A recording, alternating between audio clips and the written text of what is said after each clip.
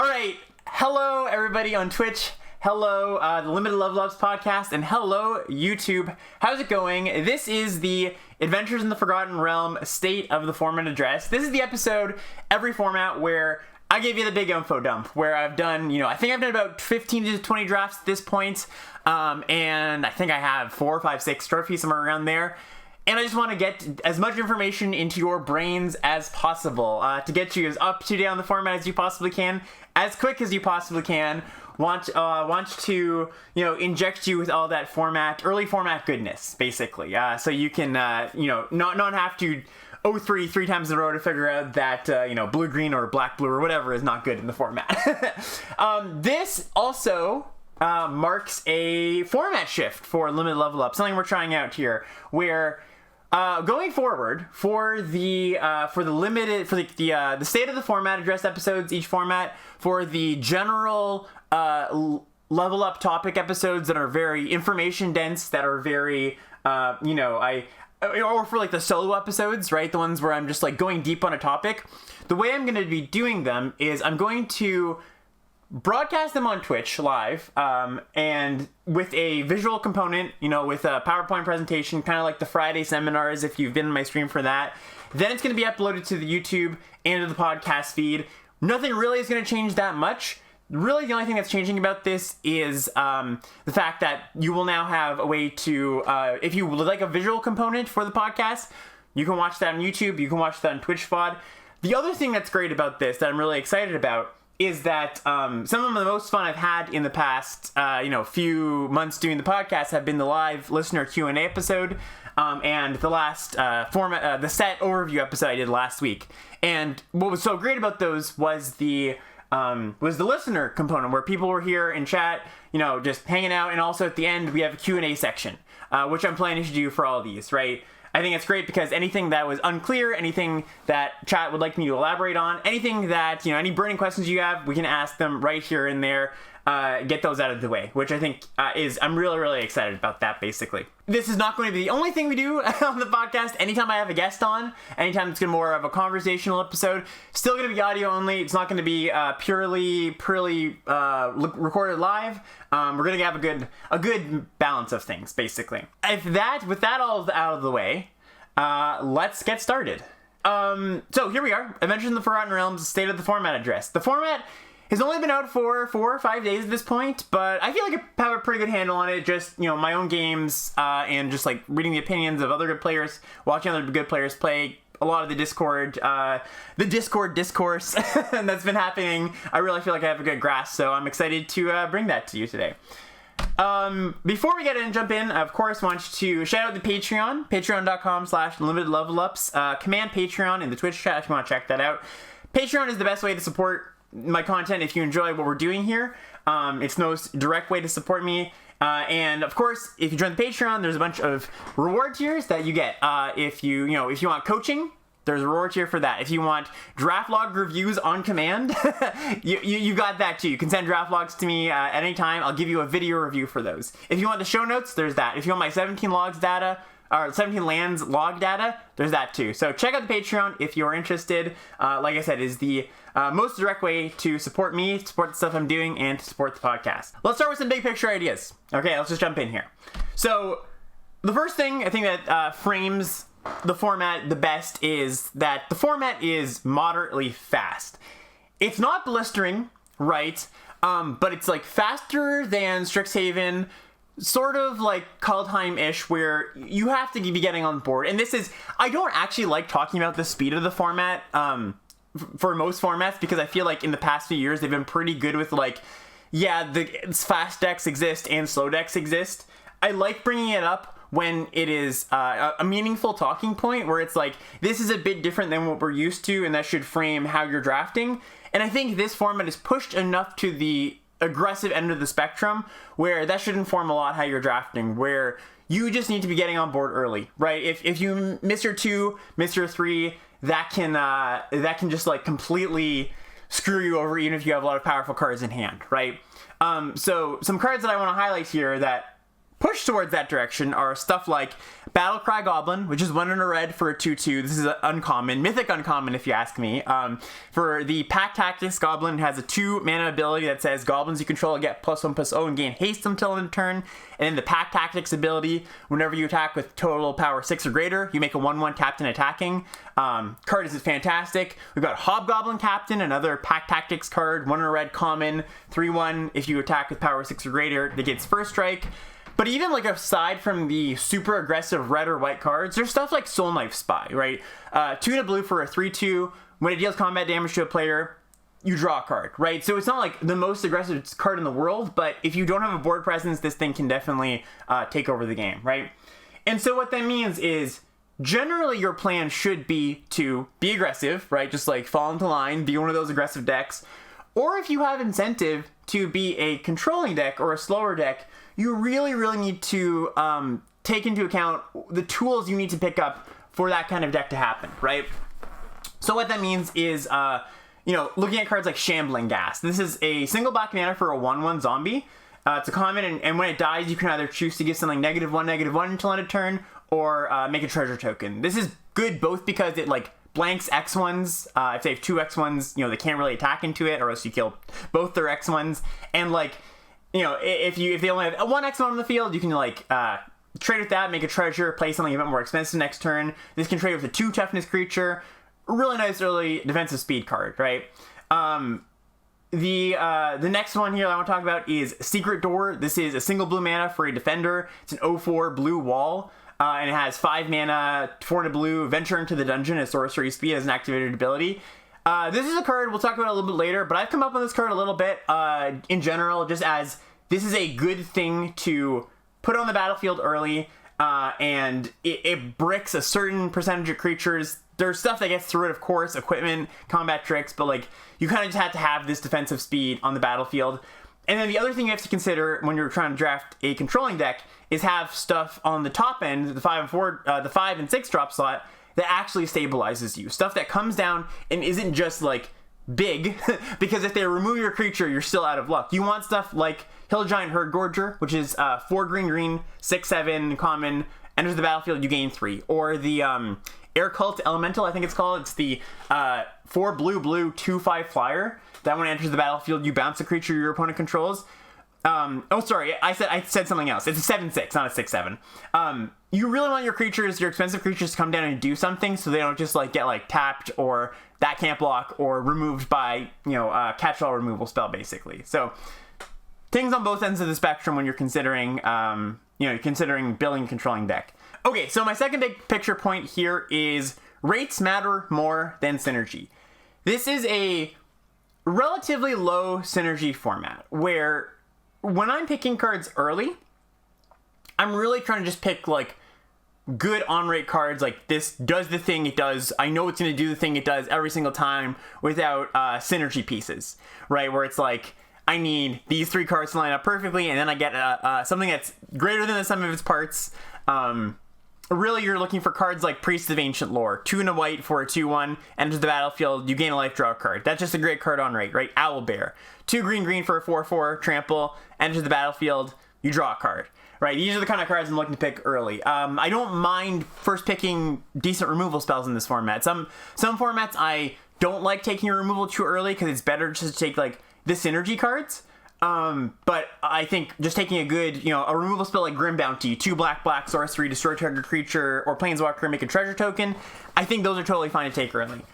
The synergies in this format, if you go through all the 10 color pairs, just go through them all, see what the decks are doing, they're relatively light, in the sense that like, number one, the synergies aren't that strong. So like when you have a good, blue-red die rolling deck, right? What does the nuts blue-red die rolling deck look like? Well, it probably takes a lot of things to go right for that to happen. And like, if you miss on that, your deck's probably pretty bad, right? Or like a green-white life gain deck, for example.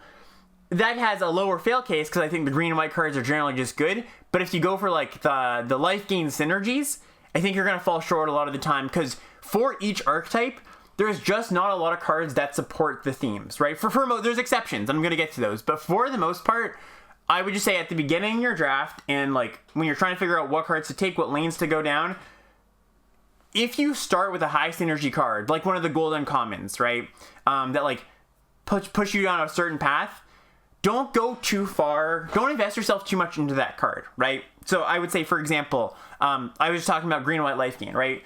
We have Trilacera, it's like an uncommon white green creature. It's a 2/2. Whenever you gain life, you put a counter on her and you scry one, right?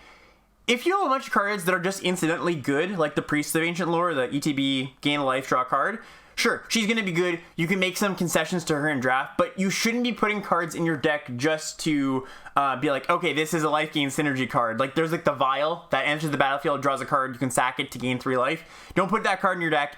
The synergies don't run that deep, basically, right? For your die rolling things, don't play bad die rolling stuff just to enable your cards. And that's really, I think, the long and short of it. Don't play bad cards that look like synergy pieces to make your cards better, right? And the other half of this is don't expect your golden common to be like, oh, this deck exists. You know, like the blue-black and unblockable. If I saw that, the blue-black unblockable signpost uncommon. It's like blue-black 1/3. Whenever it deals combat damage, they mill 1, you gain 1 life, you scry 1, and they lose 1, and you can like pay 2 mana to make it unblockable. Pay 2 mana whenever you attack to make something unblockable.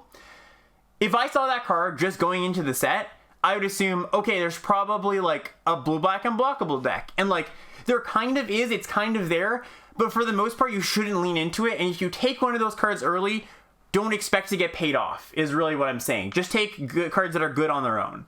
And then if incidentally you end up with synergies in your deck, that's great too, but don't play bad cards to make your synergies work. A good example of this, I think, is Pixie Guide. So this is 1 in a blue for a 1/3 flying, has the ability grant an advantage if you would roll 1 or more dice. Instead, roll that many dice plus 1, ignore the lowest roll. I could see a world where this card is very, very good, right? And this is like a first pickable card, where the dice rolling synergies are so strong that you just want to make all your dice rolling cards better. But that's not the world we live in, and I think Pixie Guide is like medium to bad, even in like a decent dice rolling deck. Like, I don't want to say bad, but like it's going to be medium still. Compare that to just like good on-rate cards like Scion of Stygia. This is Tuna blue common for a flash 2/1. When it enters the battlefield, you roll a d20, 1 to 9, you tap a creature, 10 to 20, you tap a creature, that creature doesn't untap, and Genie wins here. This is 3 in a blue, 3/3. It's a flying 3/3, and then when it enters the battlefield, you roll a d20, and then you scry a certain number of times depending on your outcome, right? Like it's like 1, 2, 3. The better you roll, the more you scry. I think these cards are just better than Pixie Guide because they're just like low synergy, right? Now, these might not be the best example, because I don't actually think these cards in particular are actually that good cards in general, but the concept still applies across the board, right? Where if you're really trying to pick up good cards early, just take like, use your vanilla test and your quadrant theory tools, basically, right? That's a good way to put it, where it's like, if you read the card and say, this is actually pretty good, it's probably pretty good. You know what I mean? You don't have to read too deep into the synergies. The thing I would say, though, is that I'm not trying to say don't draft a synergistic deck, right? I'm not trying to say, oh, just like put a pile of cards in your deck and you'll be okay, right? What I should specify is that it's much more about micro synergies rather than macro synergies. Macro synergies being, my entire deck is doing this one thing. If you think of cycling in Ikoria, that's a great example of a macro synergy deck. All your cards were doing this very specific pointed towards one direction thing, and you would take like off-color card that had 1 mana colorless cycling just because it had cycling. It was super synergistic, right? You're playing these like crappy pieces on their own, but they come together to make something that is greater than the sum of its parts, right? That's not what's happening here, right? The synergies you want to look into are stuff like Armory Veteran and Boots of Speed, as an example, right? So Armory Veteran is the 1 red 2/2 common that whenever it's equipped, it has menace. And then Boots of Speed is like a 1 mana equipment, equip 1, the equipped creature gets +1/+0, and has haste, right? That's a little micro synergy that you're like, hey, this card works with this card. That's kind of cool. And the key to this, of course, is neither of these cards is bad on their own. And when they come together, they're greater than the sum of their parts, right? So that's the way I'm looking at synergy in this format. More like these two cards play well together. These pockets of synergy, if you will. I have this pocket of synergy rather than I'm going to play this Feywild Trickster, right? 2 and a blue, 2/2 uncommon. Whenever you roll a die, you make a 1/1 fairy. Not to say this card can't be good in your deck, but a good Feywild Trickster deck comes together a lot less often, and you shouldn't take this card too early and like build around it, right? And then I mentioned this before, I alluded to this, but I think this really puts a cap on it, or like really puts a stamp on it. If you just go through all of the gold uncommons, the gold signpost uncommons, very few of them really like tell you truly what the color pair is trying to do, or like I would say that very few of them are a great representation. I'd say maybe like 4 out of the 10 of them. And so what you want to do when you're evaluating these golden commons is just say like, how good is this card on its own, right? So an example I have here is Nargtar Demon Fang Knoll. It's a green-red 2/2. Pack Tactics, when you attack with power 6 or greater this combat, your attacking creatures get +1/+0. You can pay 4 mana, 2 green-red to double this creature's power and toughness until end of turn. That card is just good on its own. You don't need any synergy. Obviously, in a Pack Tactics deck, it's very, very good. But like the card's just fine on its own. You should take this card early. Something like Krydell of Baldur's Gate. This is the blue-black uncommon I was talking about earlier that like makes things unblockable, mills them. It's a fine card on its own, but it's like not particularly exciting. It's less exciting than Targnar.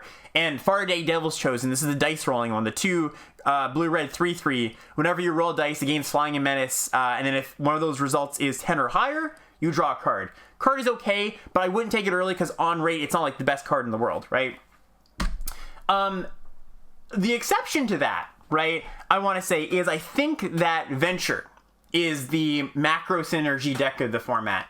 And I've heard a lot of differing opinions on the Venture decks and like how you want to build them, if they're good or not. And I want to kind of give my big picture take on Venture as a mechanic now. Because I think Black-White Venture and Blue-White Venture specifically, kind of in that Esper space, I think you can have a good macro synergy deck where a majority of your cards are venturing, and that gives you, that leads to your deck being more than the sum of its parts, right? Venture plays well with other Venture. The more Venture you have, the better each Venture card gets, because the more likely you are to get to a good effect deeper in one of the dungeons, right? Or like they play well with your Venture synergy cards. And so like if you pick a card, a rare that wants you to venture, or an uncommon that wants you to venture, the ones I have up here are Hama Pashar Runeseeker, one white blue for a 2/3, and it says room abilities of your dungeons trigger twice, or an additional time I should say, and Barwin of the Clan Under, this is the 2 black-white 3/3, enters the battlefield, you venture, and then when it attacks, if you have completed a dungeon, you return a creature with mana value 3 or less from your graveyard to the battlefield. These are cards I'm willing to take early and build around them, a draft around them in the sense that, like, unlike the blue-red dice roll deck or, some of the other synergy decks we talked about already, I think these decks exist at a rate, or like the as fan of the cards in the set exist at a rate that you can make these decks happen, right? Another note about Venture, and this is a pretty important big picture note, is that like I mentioned before, Venture plays well with other Venture, and it plays pretty poorly alone, right? If you just have a few cards in your deck that Venture, those cards aren't going to perform very well unless they're just like good on their own, right? So if you have a Venture-heavy deck, you really want to prioritize ways to repeatedly Venture, and I think one of the best ways to repeatedly Venture is Delver's Torch. So this is 1 and a white for the equipment. Equipped creature gets +1/+1, and whenever that creature attacks, you venture into the dungeon. You equip, has the equip cost of 3. If you have a deck with a bunch of expendables, where you're making tokens, or you have flyers, especially with evasion, this card's good. This card can really, really be the backbone of a good Venture deck, especially if you have good Venture payoffs, right? This isn't so much a card that you want in your aggressive deck, so like your equipment red-white deck, and I think that's something that I've seen a lot of, and I don't really buy. I don't think it's a good value card in your red-white deck, because that like just takes too long to get going. You kind of want them to be dead, but it is good if you plan to play a bit of a longer game, and you like plan to put it on some flyers, and you plan to get in repeatedly, right? The opposite of that, and I'm gonna do a bit of fessing up here, is Kick in the Door, right? So this is a single red mana for a sorcery. Put a +1/+1 counter on target creature. That creature gains haste until end of turn and can't be blocked by walls. Venture into the dungeon. I was hyping up this card a little bit early on before the set came out because it looks pretty appealing, actually. It's like 1 mana, it does a lot of stuff. It's very reminiscent of Guiding Voice, right, from Strixhaven. The problem with this card is there's just very little venture in red. And there's very little, like, the cards, even if you're playing, like, red-white or red-blue or red-black, like the colors that touch venturing, generally the black cards and the blue cards and the white cards you want to pick up for your red decks aren't venture cards. So Kick in the Door is, like, a very low synergy card because you're just not going to be venturing very much, right? So this is not a good card outside of extremely niche decks where you just happen to be in red and have a lot of venture in your secondary color. So basically, you want to... I think that your venture decks want to be kind of all or nothing. And we're going to get to that in a second. But, like, if you are venturing, be very wary about just picking up, like... Or, sorry, if you're not venturing, be wary about picking up just, like, an off... Like, just, like, this card ventures... it's a bit of a value card, right? It's very easy to look at the venture cards as value cards. Like, oh, it ETBs and adventures, right? If you don't have other venture cards in your deck, that card's not going to be very good. The exception to that is cards like Intrepid Outlander. So it says 1 and a green for a 2/3 with reach, has pack tactics. Whenever you attack with creatures total power 6 or more this combat, venture into the dungeon. This is a fine card just because on base rate, 2 mana 2/3 reach creature is just good, right? So if your card just happens to venture incidentally but is just a good card, that's still a fine card, right? Going back to what I was saying before, you don't want to be playing synergy cards, you don't want to be playing synergy cards that are bad on base rate most of the time. You want those synergy cards to be good on base rate because the synergies are kind of weak, right? So just talking about some of the venture cards here, if you are heavy venturing, we've got Veteran Dungeoneer. This is 3 and a white for a 3/4, enters the battlefield venture. We've got a few just like, one-off venture cards like that. Clattering Skeletons is pretty similar. 3 and a black for a 4/3. When it dies, you venture into the dungeon. The repeatable venture cards in your venture heavy decks are high value, right? So something like Delver's Torch, like I was talking about. Fly is a really good one too. This is a single blue mana. It's an aura, and the enchanted creature has flying, and whenever this creature deals combat damage to a player, venture into the dungeon. In your like really heavy venture decks, you can play like the 5 mana 3/3 flyer. I can't remember exactly what they're, planner or something. It's an angel. It's a 5 mana 3/3 flyer that when you attack, venture. I don't love that card overall because it is it's a little bit too small for its stats, and it's like not a great aggressive card. But if you are planning to gum up the ground and then eventually just like venture for value to accrue value over the course of the game, that's a fine thing to play after you've stabilized, basically. Something interesting is that there are some really, really, really good venture rares, like some of the better rares in the set. So we have like Azertech the Archlich. This is 2 and a black for a 5/5. When it enters the battlefield, if you haven't completed the Tomb of Annihilation, you return this to your hand and you venture into the dungeon. So this is like a repeatable 3 mana venture. There's another line of text I should read. When this thing attacks, for each opponent, you create a 2/2 zombie, and unless they sacrifice a creature. So they either sack a creature or you get a zombie, and this is on your 3 mana 5/5. Obviously, that 3 mana 5/5 comes with some downside of you can't really have it stay on the battlefield unless you've completed a dungeon, but, good card. There's a few other ones like Nadar Selfless Paladin. This is 2 and a white for a 3/3 vigilance. When it enters the battlefield or attacks, venture into the dungeon. As long as you've completed a dungeon, creatures you control get +1/+1. Yunti Malizon, 1 and a blue for a 2/1. It can't be blocked as long as you attack alone with it, and when it deals combat damage, you venture into the dungeon. We also have Varys, Silvery Moon Ranger, 1 green for a 3/3, reach ward 1. Whenever you cast a creature or planeswalker spell, venture into the dungeon, and then whenever you complete a dungeon, you get a 2/2. So all of these venture rares, I think there's like 1 or 2 more I don't even have here, are pretty good and pretty good reasons to go down the path of I want to venture heavily. Let's talk about navigating dungeons, right? So this is a big part of it too. I talked about when you want to be venturing. Now let's talk about the venturing itself.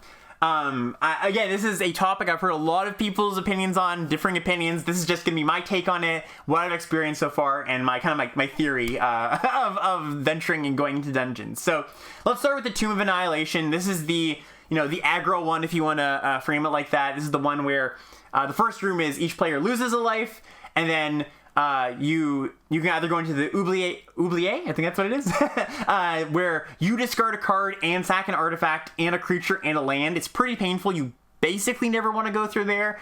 But then the last one is you make a 4/4. The last room is you make a 4/4 Death Touch creature.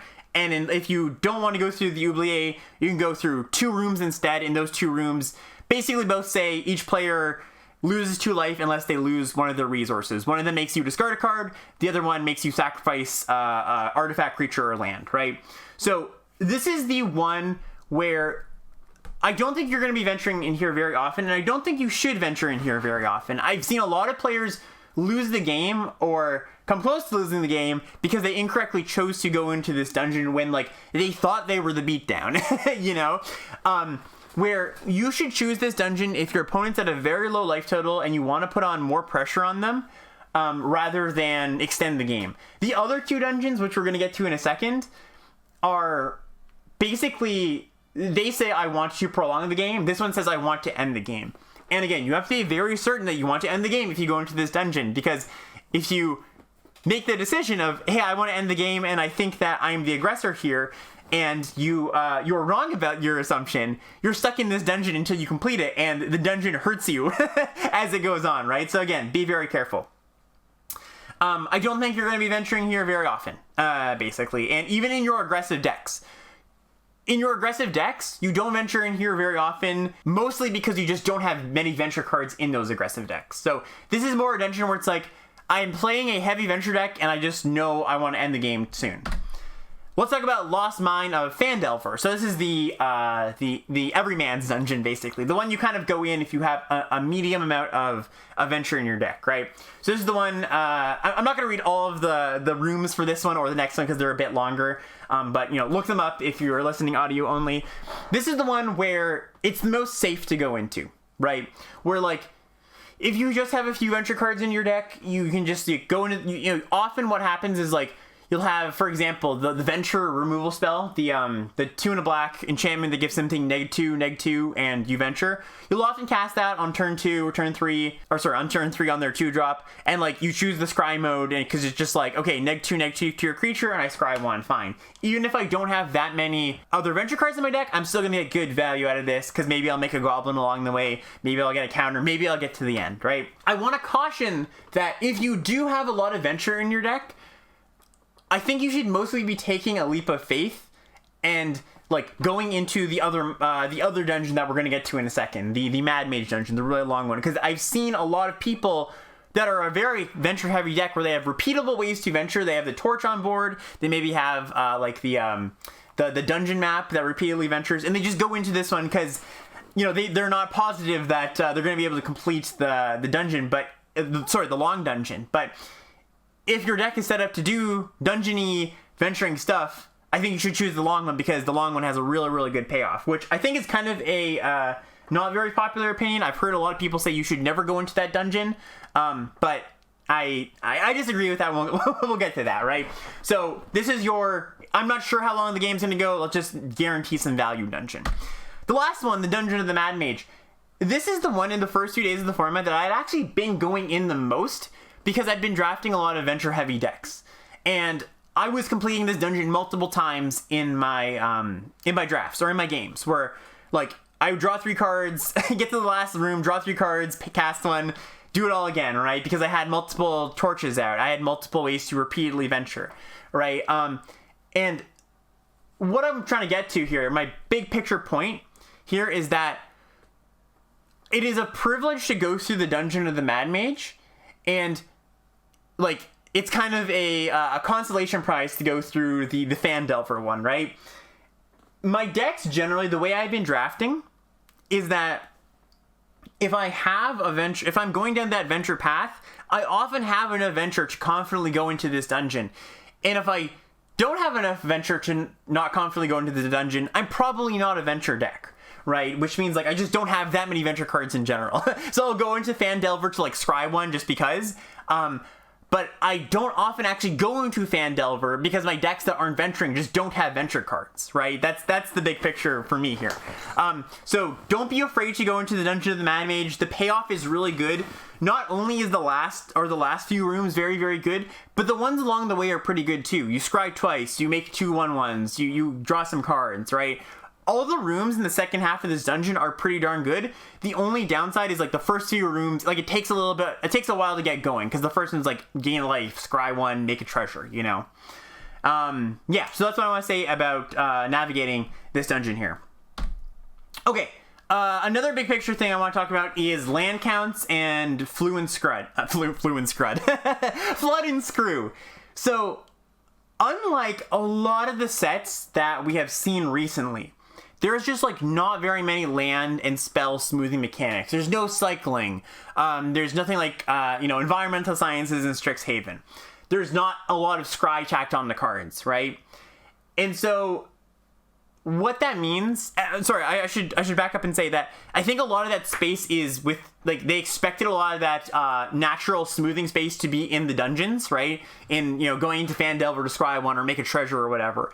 But if your decks are pushed towards, I just don't want to pick up venture cards in the first place, you're not going to have access to that, right? And I think a lot of the white, red, and like green, red decks are pushed to that space, right? So what that means is either you're in three camps, I think. One, you're like a red-white aggro deck or red-white, red-green, green-white, somewhere in the Naya space that you're just like okay with flooding. There's not a ton you can do about it, but like that's just like the nature of the beast basically. You're running kind of a low land count 16, so you can prevent that, and like you hope the best of one god algorithm helps you out there a little bit, right? So like you're mitigating screw and flood by hoping that the game doesn't last that long, basically, right? The second place you can be is you are a venture deck and you just have access to these natural smoothing mechanics, treasure making, scrying. You just have a lot of venture, and that's fine. You actually get to benefit from that part of the set, right? That space in the set. The third place is somewhere that I've been exploring in the past few days that I don't think is that common, but it is something that exists, is like if you were a green ramp deck, like a blue-green deck, or like a blue-black control deck, where you're not planning to end the game early, and you're not planning to venture very much, like you just naturally don't have that much venture, you really want to be playing, I think, 18 lands, a lot of top-end cards so that you don't flood and you have something to do with your mana, and like making sure you have a lot of access to card smoothing and card draw cards, right? Because you're not going to be venturing that much. So what I mean by this is for your top-end cards, you want Hill Giant Herd Gorger. This card is such a nightmare to pronounce. Hill Giant Herd Gorger. This is the 6 mana, 7/6, 4 green, enters the battlefield, you gain 3. You want the elemental, the air cult elemental, the 2/5 flyer that comes in and bouts something, 6 mana, 2 blue. I'm okay playing like 5 or 6 drops in these decks, in these blue-green or like blue-black control decks, because I know that I'm not going to be able to venture, and I need somewhere to put my mana, and I need some way to end the game, right? And so you've got good top end to make sure you don't flood. You've got 18 lands to make sure you don't get screwed.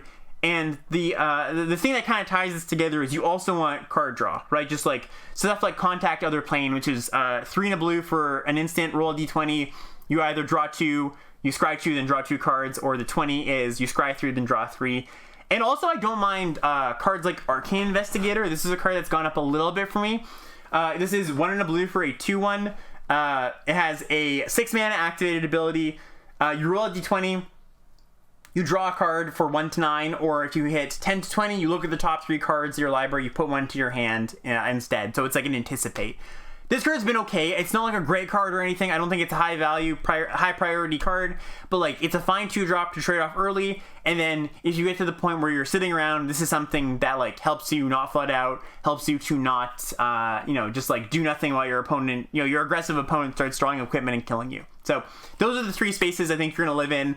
and the things you want to do to mitigate fluence scred. There it is again. I'm just gonna call it that from now on. Flood and screw.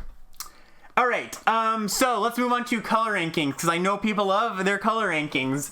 I actually think this set is fairly balanced, in the sense that, like, I don't think anything's unplayable. I don't think any color pair is unplayable, as long as you, like, you know, have enough incentive to go into a certain color or certain color pair. But I think there is a marked difference between the top color and the worst color. I think the best color is red. Its uncommons are very, very good. Its commons are very, very deep. It's just got a good, cohesive, aggressive game plan. It's just like the deepest color by quite a bit. If you look on the 17 lands trophy page, it's littered with red trophies. We don't have data right now from, you know, like what's performing well or not so well in 17 lands. But red seems to, at least, you know, on the surface, just from anecdotally, it looks to be performing very, very well, right? And then on the flip side of that, I think blue is the worst color, where all of its color pairs are synergy pairs, or most of them, right? Where it's like blue-red, die rolling, blue-black, unblockable stuff. I kind of like blue-green, and we'll get into that in a second. And then blue-white is actually pretty good. I like blue-white venture. You know, it's one of the synergy decks which actually comes together. But in general, I think that its commons are, like, fine, but nothing's exciting. You're not excited to first pick any blue commons, and its uncommons are pretty unexciting, right? So there's just, like, not that many reasons to go into blue. The reasons to go into blue are rares, and there are a few good, really good blue rares, and, like, it just happens to be absurdly open or something, right? The middle colors, green, black, and white, I could, you know, put them at 2, 3, 4, you know, I don't think it really matters. They're all pretty similar. Early on, I had white up there as the best of the bunch behind red, but I think that, like, I've been impressed with black cards. I've been impressed with the green cards. Really just depends on, you know, how the colors are going to perform. Really just depends on how well you're reading your seat and how, you know, the cards you have the cards you open, basically, right? That's really going to be one of the deciding factors. So, big picture, red's the best, blue's the worst, the rest are in between, nothing's unplayable, I would say. Okay, let's get into archetypes. That was the big picture stuff, but let's get into some archetypes here. The big bad boogeyman of the format is red-white, I think. I think this is the best deck when it comes together, but also, like, best deck in the sense that it comes together fairly often, and there are a lot of good, just like a lot of the commons, the filler commons are fine to very good, and like the small micro synergies of, like, this creature wears an equipment very well are there, and plus it also has, like, a really good signpost uncommon. So we'll start with that, which is Brunner Battlehammer. 2 white red for a 5/3. Each creature you control gets +2/+0 for each equipment attached to it, and you may pay 0 rather than pay the equip cost for the first equip each turn. This card is very, very good. Ends games very quickly. It's a threat on its own. It gives you a giant mana advantage in the mid game, and, like, when you put your rapier on your bird, it becomes, like, you know, a 5/1, right? So yeah, card's very good. Take it early. Mythic Uncommon-esque, but yeah, I'm a big fan of red-white. I think people have caught on that it's one of the better decks, so I haven't been able to get it all that often. But yeah, if you can get it, you know, go wild. Just talking about the deck a little bit more, things you want to prioritize, the 2 equipment matter 2 drops, Armory Veteran and Dwarfwold Champion. Armory Veteran's the 1 in a red 2/2 that has Menace as long as it's equipped. Dwarfwold Champion is the 1 in a white 3/1 that gets +0/+2 as long as it's equipped. You really want to make sure for Dwarfwold Champion you have enough equipment, and I'm aiming for, like, 5 to 6 cheap equipment in these heavy red-white equipment decks, because 3/1 on its own is really bad, especially because if you face, like, a venture deck, they're going to have access to making a 1/1 goblin pretty easily if they want to. And so, like, your 2-drop gets blanked by incremental value, which is not a good place to be, right? So yeah, those are good. And then also, of course, whenever we're talking about equipment, aside from cards that explicitly play well with equipment and say, I want to be equipped, like the cards we just talked about, you want to equip up cards like Steadfast Paladin, 2/2 lifelink for 2 for 1 in a white common, right? Card's very good in general, but gets better with equipment. Ranger's Hawk, the 1 mana 1/1 flyer that you can pay 3 to tap, and then tap another untapped creature you control. Venture into the Dungeon, activate only as a sorcery. This also wears equipment very well. Hobgoblin Captain, 1 in a red for a 3/1. If you attack with power 6 or greater this turn, Pack Tactics, the whole Pack Tactics shtick, it gains first strike. If you put equipment on this, it's very likely to be able to get first strike if you have one other creature. And then something like Priest of Ancient Lore, like this is the 2 in a white 2/1. When it enters the battlefield, you gain a life and you draw a card. This might not immediately stick out to you as a good card for your equipment deck. It might seem like a value card, but if you think about it, your equipment aren't worth a card, quote unquote. They can't trade. They don't do anything by themselves, right? And so Priest is a body that replaces itself to make up for that inherent card disadvantage of that equipment bring. So just a cantripping creature in general plays well with equipment, right? And just to help you out a little bit more, I think something that people have been asking is a equipment power ranking. So let's get into that. So I've gone S to F tier here. So in the S tier, we've got Dancing Sword. This is the rare 1 in a white. Equipped creature gets +2/+1 and has equip 1. That's just a fantastic grade for an equipment. Has an additional ability that doesn't come up all that much, to be honest, because it has when the equipped creature dies, you may have this creature become a 2/1 flying creature with ward 1. You just don't turn it into a creature very often because the equipment is such a good rate, right? Of 2 mana, 2 mana for 2/2/1 and then equip 1. That's just great to keep moving around. So I find I don't transform it very often. The other S tier I have here is Hand of Vecna, 3 mana, equipped 2. This one I think is a little bit underrated, as in I've gotten this passed to me quite a bit. So this is for the boomers out there. You'll know this as Imperial Armor. This is equipped creature at the beginning of combat gets +X/+X until end of turn, where X is the number of cards in your hand. And like I said, it has equip 2, but it also has the equip cost of pay 1 life for each card in your hand. You'll very happily pay the life to save on 2 mana if you're if you know you're the beatdown, and this often gives you +4/+4, +5/+5 if you're playing your deck properly, and holding lands when you don't need to play them, right? Card's great. These two are in the S tier. In my A tier, I have Vorpal Sword and Plate Armor.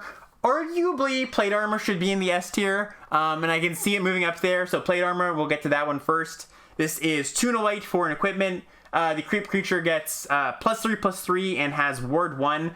The equip cost is 3, but it costs 1 less to activate for each other equipment you control.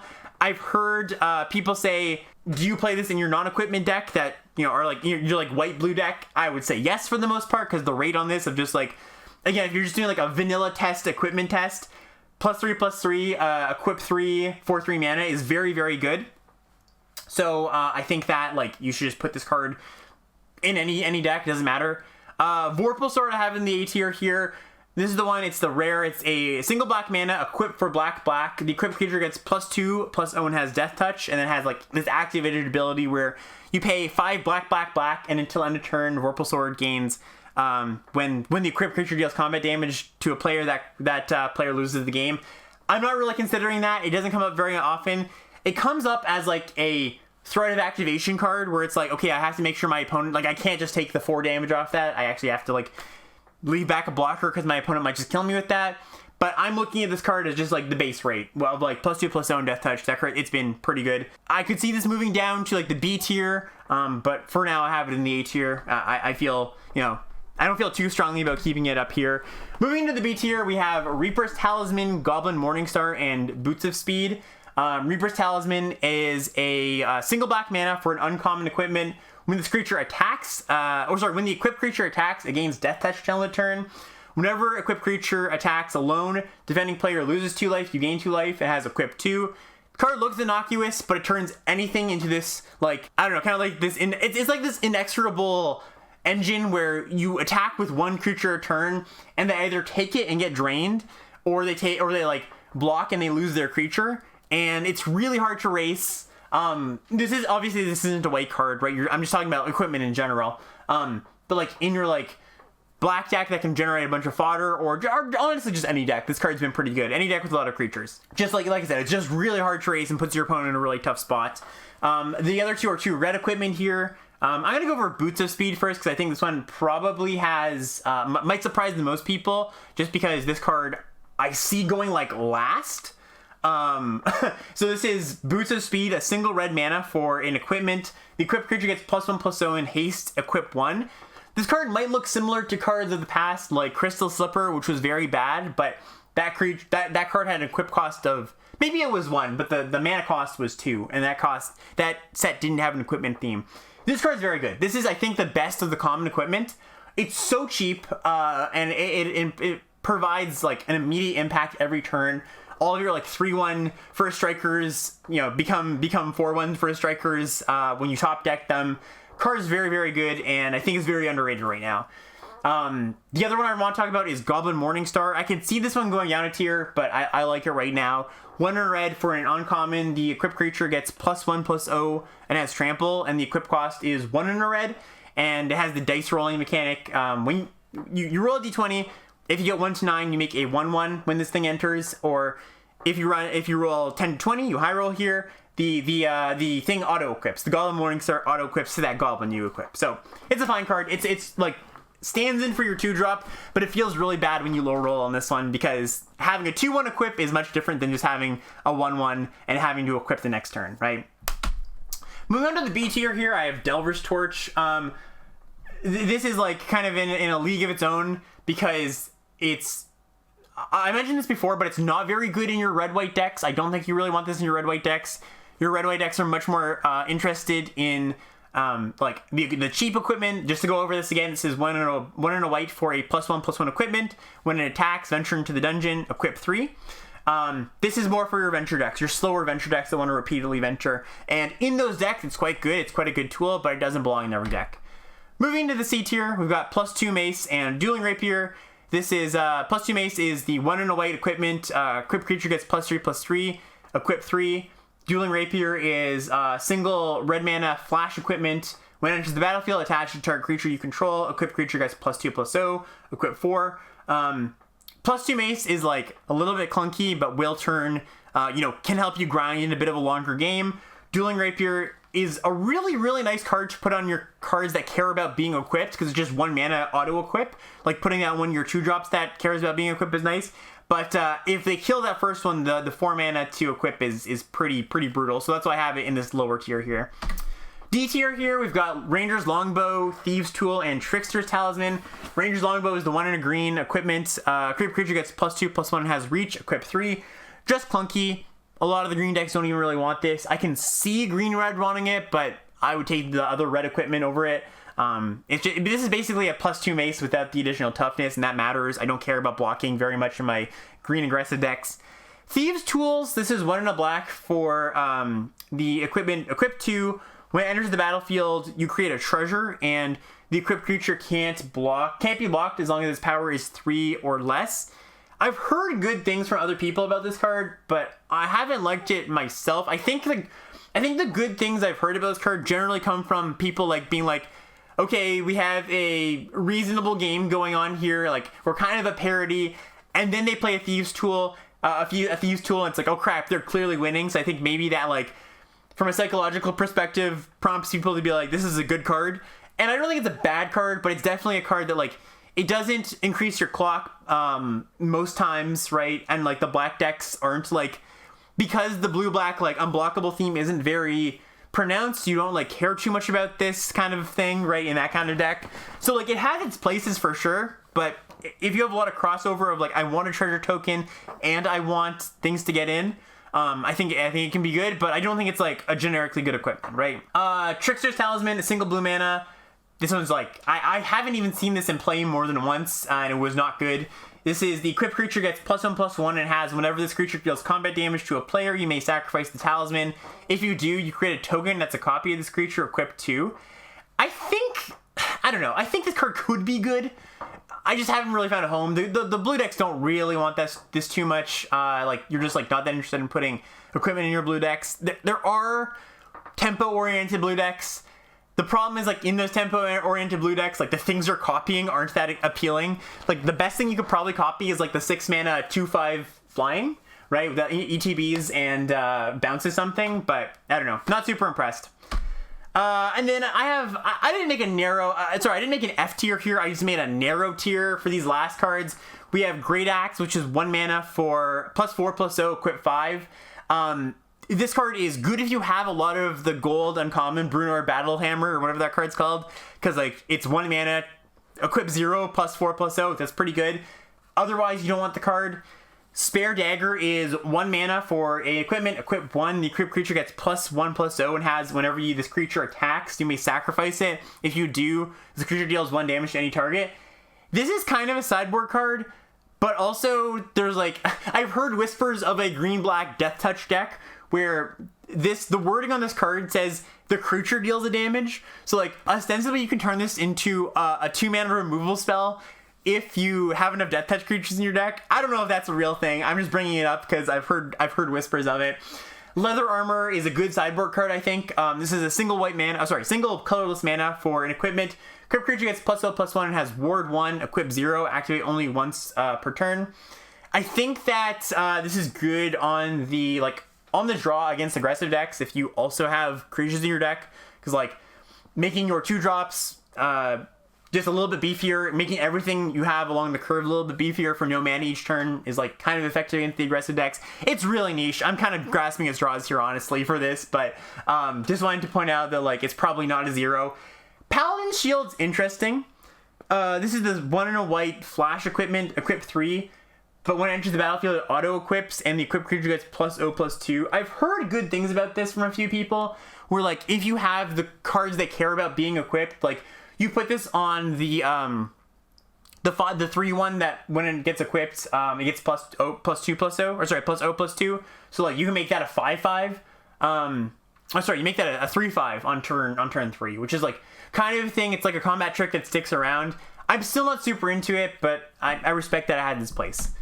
Okay, moving on to that was a lot for white. We're still talking about archetypes, but that was the white-red stuff. White-red has the most to talk about.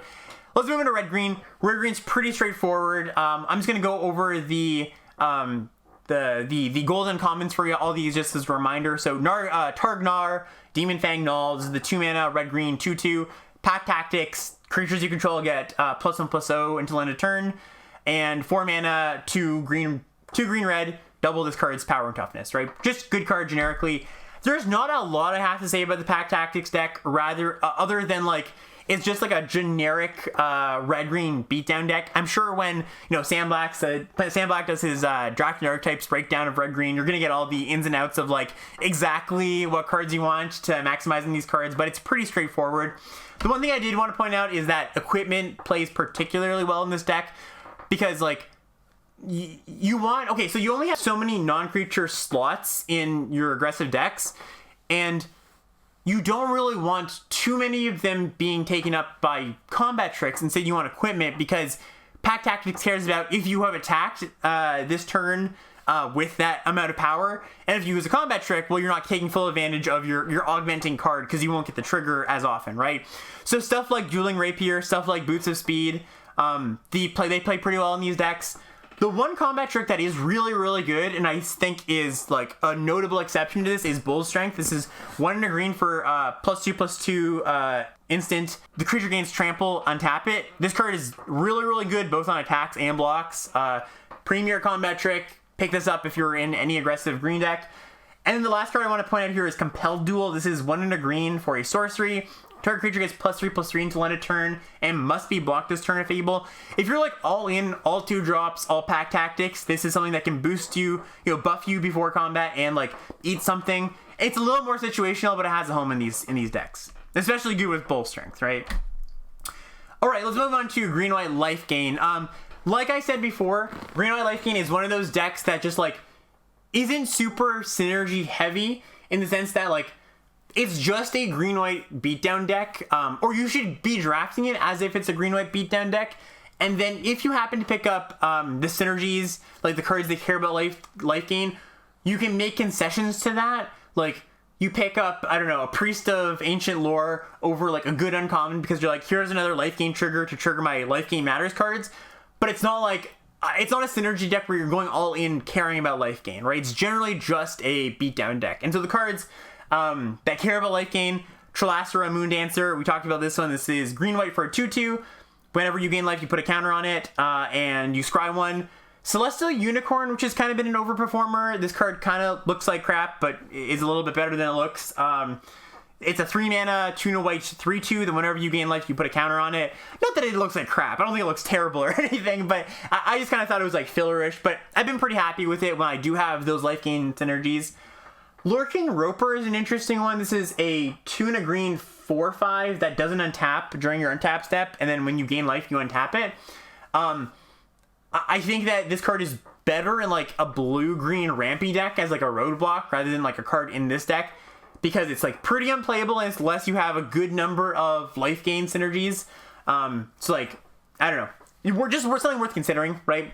You want like, I don't know, 7 life gain triggers to make sure you can, it's not just a defender basically. Some cards here to talk about are Priest of Ancient Lore. We talked about that one already. Tuna white for a 2/1, enters the battlefield. You gain a life, draw a card. Great card in this deck, just great card any white deck.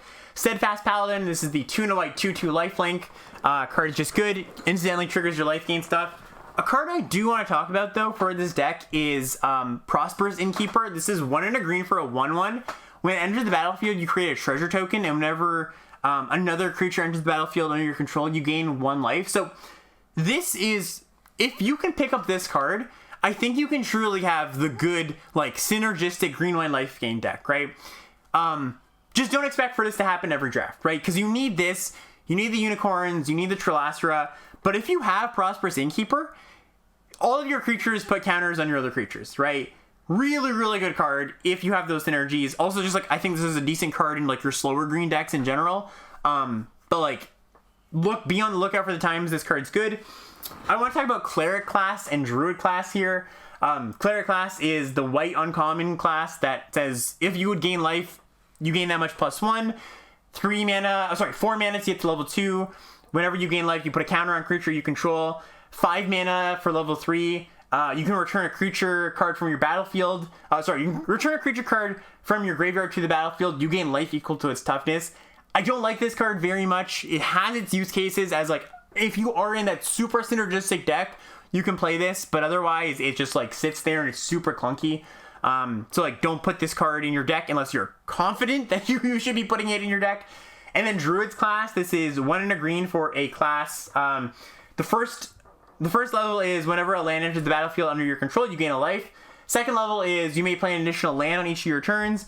Third level is when this becomes level 3, a land you control becomes basically you Leyline Invocation. It becomes a creature with power and toughness equal to the number of lands you control.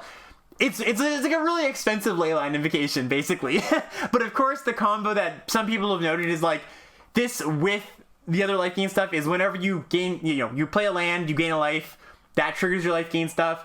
I think this is more cute than good, but I'm willing to be wrong on this. As a expensive Leyline Invocation, I'm not super into it.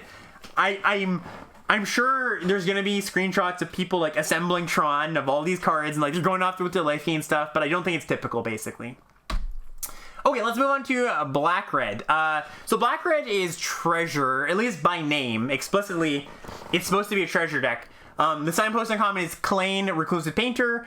Black-Red for a 1/2 when it enters the battlefield, you create a treasure token. Other creatures you control enter the battlefield with an additional +1/+1 counter on them for each mana from treasure you spent to cast them.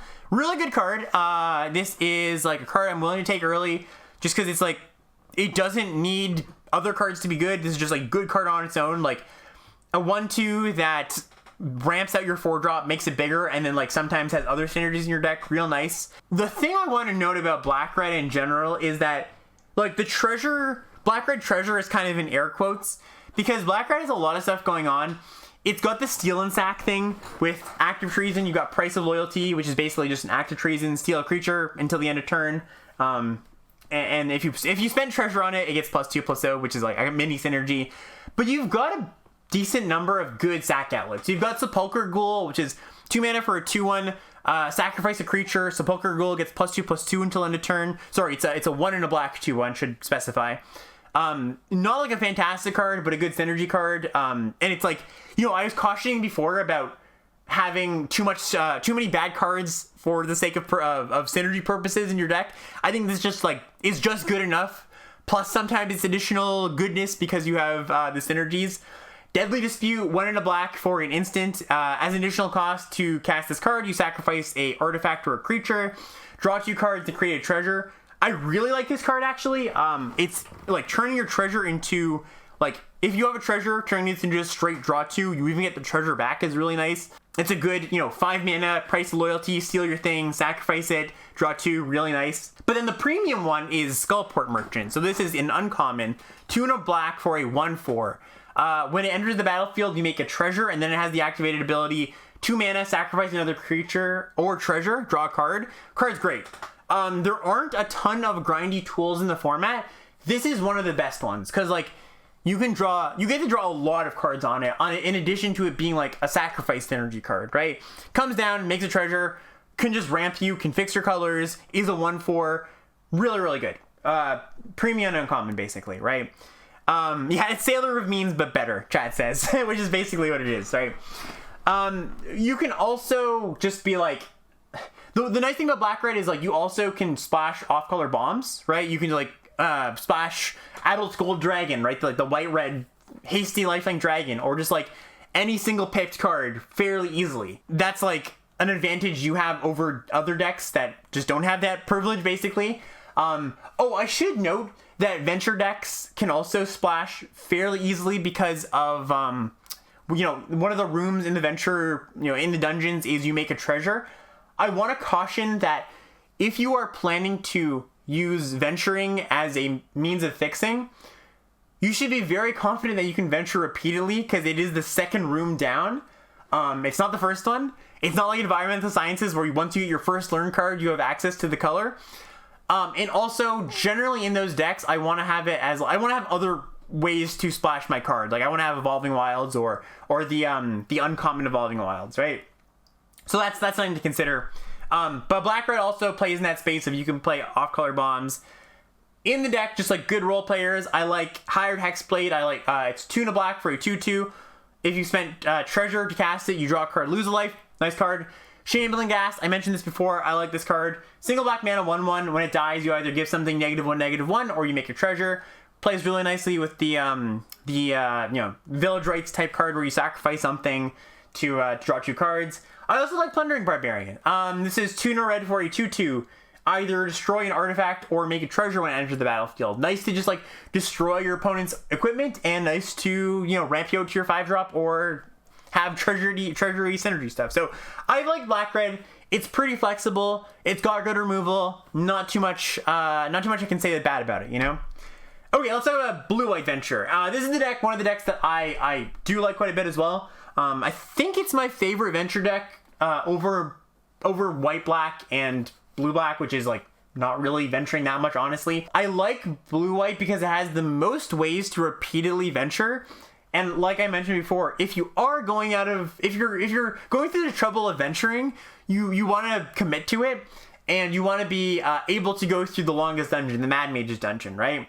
And so if that's the case, you want to be in a color pair that gives you access to ways to repeatedly venture, and Blue White does that. Some of the best ways: Ranger's Hawk, the 1 mana 1 flyer that ventures when you tap it. Planner Ally, 3 white for 3/3. When it attacks, you venture. Secret Door, I talked a little bit about this card before, but I want to talk about it again, where I think people are overlooking this card as like unplayable trash. But it is pretty good as like an early blocker, and then like repeatable venture once you've stabilized. Again, I don't expect this to blank literally everything, but it will blank something on your opponent's side of the battlefield, and you're paying 1 mana for it, right? So it's a card I'm looking to play in these longer blue decks that are looking to play a longer game. Delver's Torch, like I've been talking about before, really good in this deck. You really want evasive creatures with your Delver's Torch so you can like consistently get in. You don't want to really be putting it on like your 3/4 because they'll just double block, and then you'll have to like re-equip it. You don't want to have to re-equip each turn because you want this to be like kind of a planeswalker-y effect where you're getting additional value each turn and not spending mana, so you can like spend mana on other things that so you're like getting like 7-8 mana's worth of stuff in a turn. So you really want flyers with Delver's Torch. And then Dungeon Map's okay too. This is the 3-mana artifact at uncommon. Tap, add a colorless. 3-mana tap, venture. You can venture into the dungeon. Another good repeatable venturing thing. Not a priority necessarily. I think I like Secret Door a little bit better, just as like playing both roles. But yeah, just, a good card. Black-White Venture now. So my whole take on Black-White Venture is it's billed as get through the dungeon quickly venture, like speedrun venture, right? Barrowin of the Clan Under is the signpost in common. 2 black-white for a 3/3. ETB's venture. When it attacks, if you've completed a dungeon, you can return a 3 mana value creature from your graveyard to the battlefield. But my problem with this is that a lot of the payoffs for completing a dungeon just aren't good. Like, Barrowin is good, and Cloister Gargoyle is good, Precipitous Drop is good. This is the Cloister Gargoyle is the 2 and a white 0/4 uncommon venture on ETB, and then if you completed a dungeon, it gets +3/+0 and has flying. Precipitous Drop is the removal spell, -2/-2 enchantment, and you venture. If you've completed the venture, that creature gets -5/-5 instead. But the other things are like Gloomstalker and Dungeon Crawler. Gloomstalker is a 2 and a white 2/3 that gets double strike if you've completed a dungeon, and Dungeon Crawler is a 1 mana 2/1, right? That if you complete a dungeon, you can return it from your grave to your hand. Those like not good cards. You don't want to be playing these cards in your deck very often. And so the incentives to complete your dungeon, to like turn on your I have done my dungeon cards, are just not very good. So what that does is that it pushes you from a place of I want to prioritize cards that get me through dungeons quickly to I just don't care about that, and I should probably just be doing what Blue-White does in venturing through the Mad Mage's dungeon to get repeated venture value, right? You don't lose out on that much because a lot of the good venture cards, like Delver's Torch, like the 1/1 flyer, like the 5/5, the 5-mana 3/3 flyer, you still have access to those. So I think generally you should be building your Black-White decks close to what your Blue-White decks are trying to do, right? I would put a caveat on that and say that if you're at a point in the game where your Cloister Gargoyle is in your opening hand, or your Precipitous Drop is in your opening hand, your good card that cares about you completing the dungeon is in your opening hand, sure, go through the Lost Mine of Fandelver because you want to turn on your cards. Or if you have a lot of Cloister Gargoyles, Precipitous Drops, sure, you want to get through the first one, the short one. But I think generally you should try to go through the mine. Okay, so we're getting to the later half of the archetypes here. Those are the big ones that I want to talk about. These other ones, I just want to talk about more generally. These are the ones that are very loose in theme, where there's not a lot of synergy. These are going to be piles of good cards generally. We have black-green here. So this is black-green Morbid is the prescribed theme. Shurstra, Death Whisper, 2 black-green for a 1/3.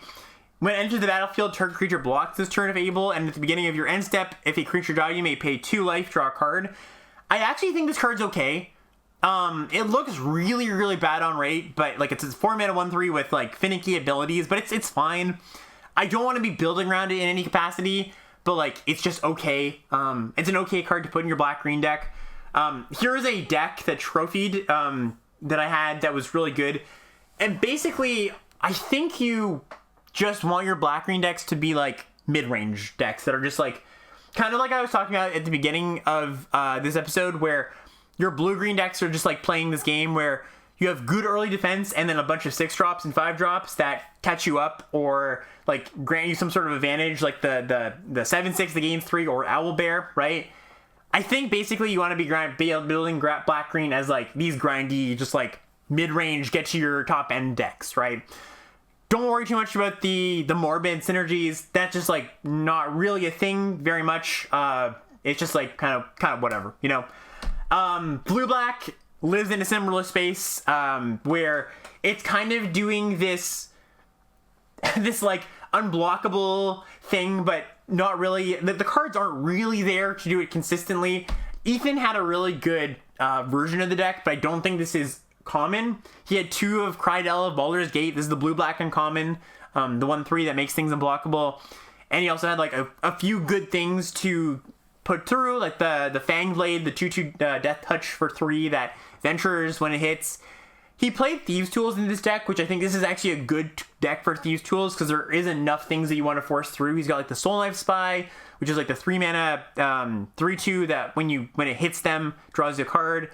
A few other things, but I think this version of blue-black is not super common. This is a version of blue-black I had. By the way, I realized that for audio, you're not going to see the decks, but I'll try my best to explain what's happening here. I had a blue-black deck last night that was just like more controlling, just like had removal spells, had card draw spells, right? You can play a deck like that. I don't think those decks are fantastic in this format, but this deck that I have here got to like 5 wins with like not the most exciting cards in the world. Just a bunch of removal and fine rate creatures in decent top end, basically. Like I have Black Dragon, which is the 7 mana 4/4 ETBs, give something -3, -3. So you just like win the game with flyers, your classic blue-black control plan. Blue-green ramp. I want to talk about this one a little bit more in depth because I have actually had a decent amount of success with it. So I trophied twice in a row yesterday with this deck.